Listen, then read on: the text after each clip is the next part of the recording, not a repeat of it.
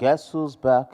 Back again. Australia is back. Yeah, Friday morning, in the early hours of Friday and Saturday. And by 6 a.m. on Sunday, Nigerian time, West African time, it's going to be going down in Australia. The Australia GP will be on. So around 3 a.m. Nigerian time, the practice 1 will be starting around 5:36. Practice 2 in the morning. The practice 3 will be starting on Saturday around 3 a.m. The qualifying will start around 5 a.m. on Saturday, and the race itself 6 a.m. prompt on Sunday. You don't want to miss it. Welcome to Exxon F1. My name is Oshwesolu Adam Larry. Exxon F1 is also known as Formula One African Column. Australia GP is out there. Yes. Now there are lots of threats. There are lots of things. Threats like Aston Martin telling us that they are bringing it up against Red Bull in Australia. Though Australia will be a favorable track for them because it has a smooth surface. The only track they've run this year with a major track defect and a bad surface is Bahrain. And the Bahrain track has been kept like that because of the difficulties, the technical difficulties it gives the drivers. And I don't see any reason why they should change anything on that Bahrain track. That track is very, very beautiful the way it is. Ash and quartz, asphalt, and the bumps around the turn 1 and around turn 6. It gives that race its own dynamic. But right in Australia, Aston Martin, like they said, they are coming for Red Bull. I don't want to laugh. I don't know what they are thinking that they said they are coming for Red Bull, but I certainly know one thing. They would know where they are by practice 3, because I'm sure when Aston Martin turns on the heat, Red Bull is going to turn it up. I keep saying it. There is more for the Red Bull that they are not showing, and I'm sure immediately any team turns it up, they're going to turn it up, which is telling us that I'm not seeing Aston Martin beating Red Bull. Certainly, Mercedes are telling us they are bringing more upgrades. They are working tooth and nail to get themselves back into the competition. It's just 2 races. This is the 3rd race. The competition is not yet off. Ferrari too are making promises. The only team that is not making promises now, but they're just delivering, is the Red Bull. So I don't think we need any more promises, or I need to be promised that by Red Bull. I just know that they have not turned it up, and they are still managing their power. The only issues they've had is with their drive shaft, and that is on Max Verstappen's car. That might affect the car because the drive shaft is going in straight into the gear, and any more damage, I think he would have to take penalties for changing his transmission. Max Verstappen might have to take penalties for changing his transmission, and I think they need to sort that out. So the only surprise we might see is a close racing. Let me say it again. The only surprise we might see in Australia is a close racing between the Aston Martin, the Mercedes, and the Ferrari. The Red Bull are still in their own league, and that might continue for the close to 6 races, except Mercedes and Aston Martin are able to turn something up like Mercedes said they are going to do, or Mercedes are able to give Aston Martin a very strong engine to stay in the competition. At least if they give you engine, if they give you transmission and everything where they use race, and I know if you win, may I give you waiting you go use win now. That might be the route Mercedes should go or would go, because they might want to give Aston Martin the best so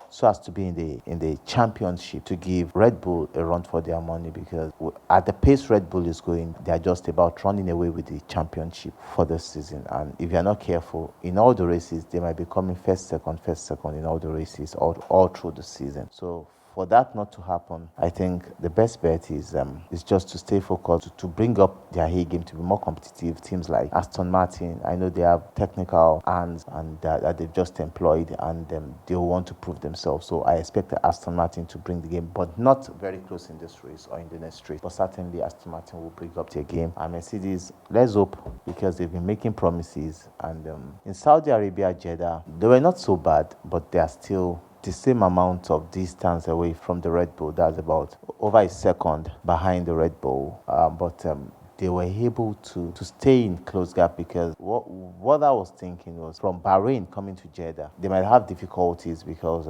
that track is a very smooth track. If Red Bull can manage their tires and manage everything in Saka, they'll be able to do well in Jeddah. So Mercedes could be long behind them, but they were long behind them, but they were still closer. They were able to show they were competitive, and they were to stay in the race all through the race. There were times George Russell was really giving it to Sergio Sergio Perez in the race, and it was quite good for them. But I think, and I still believe, if it is their season, it will take them time to come up and show something in the race. It's also a good track for Alpine. They'll be able to bring a stronger package. McLaren too will be able to bring a stronger package. By the third, fourth race, you'll be able to know what will go down between the McLaren and the Red Bull, if the McLarens will be going for the Red Bull powertrain. Because I think there was a time about 5 years ago, the McLaren and the Red Bull were using the Renault engine before the Red Bull went back to Honda that they were with 2 years earlier, and McLaren went back to Mercedes. So I think it won't be a surprise if McLaren get help from Red Bull, because as of now they are the fastest car, and I think they have the fastest engine. Though I believe Mercedes still have the fastest engine on the track. The pendulum is swinging towards Red Bull this time, and I think they'll really give it a try. They'll give it a hard run for their money, and it's going to be a very tactical decision for McLaren to take, because going into 2026, Ford is coming into Red Bull. Some other things might have happened, and there will be definitely a new sustainable way of racing in Formula One by 2026. A lot of things are changing. The MGUH is changing. There will be no MGUH, but there will still be MGUK, small MGUK. A lot of things are changing, and the way they save energy is changing. So McLaren will be going to Red Bull. I think, ocean record, if McLaren will be going to Red Bull, I think it will be a big gamble for them, and let's see how it works out for them. So if they have to go back, but I think if they are smart enough, they should know that they are better off with Mercedes. I think they're better off with Mercedes, because they've really used a lot of Mercedes engine, even to win some of the championship they've won. And I think if they stick with Mercedes, it will work for them. For the AlphaTauri, I don't know if the Red Bull are giving them deficits, because if they're not giving them deficits, I think AlphaTauri should be doing well. They have a strong lineup of drivers, and I don't know what is wrong with them this season. They've not been performing. They've not been up to task. The Williams have been performing, though they are still a back team, but they have been performing this season. Another team that has not been performing this season is Alfa Romeo. They brought a strong car last year with strong character, Zhou Guanyu, Valtteri Bottas, but this season has been off for them. They have a very strong engine. They've shown us that the Ferrari engine is a very strong engine in the Alfa Romeo and also in the Aston. But I don't know why Ferrari engine we know, I already told you in one of our videos why the Ferrari engine keeps falling behind in their own chassis. And that's all for now. And we catch up in free practice one in Melbourne City Track on Friday in Australia. Ciao. At Exxon F1, our main aim is to bring you the knowledge of Formula One, educate you, bring you the races, how it goes down, help you to understand it more. On our shorts, you'll be seeing some educational terminologies and words that are used during the race that you might not understand. And our long goal is to bring a Formula One race to Africa,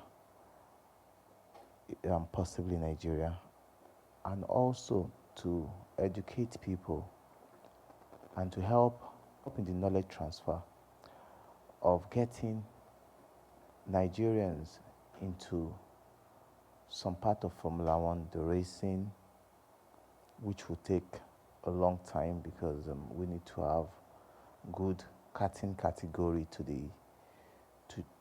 challenge, to get drivers from the karting categories into the small formulas, the Renault formulas, Formula 4, and other formulas, before we can get a driver to Formula 1. That might take a long time, but that is our goal, to be the bridge to help people realize their dream in Formula 1. Some people may not even know that is where they are meant to be, but our own main aim is to help them to navigate and realize that goal.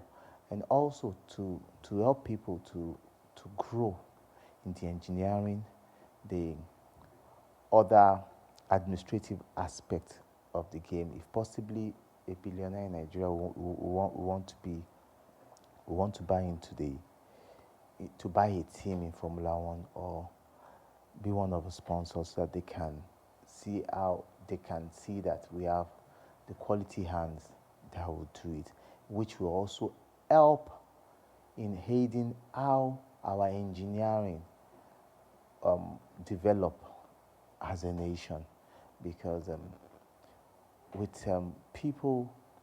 with young graduates or young young entrepreneur, young engineers learning the engineering of Formula One, the CFD, the fluid dynamics, and all the parts of Formula One, we'll find ourselves growing in car development, because the cars you see today, most of the technologies are well tested in Formula One before they become today's technology. And if you have people there, it will help our technical know-how to build good mechanics, good engineers, and it also promotes the revenue generation for a nation. It's part of our dream to bring karting, to bring this race to Nigeria and to Africa also, and to help a young African, to help a young African to realize his dream, not just in Formula One, but being an engineer and being part of this world. It will also create a lot of employment for a lot of people, and this will take a lot of people out of the street. That is our main aim. That is why we have this channel. If there's a way you can support, we'd love you to come on board, work with us. I would love to work with you. Thank you.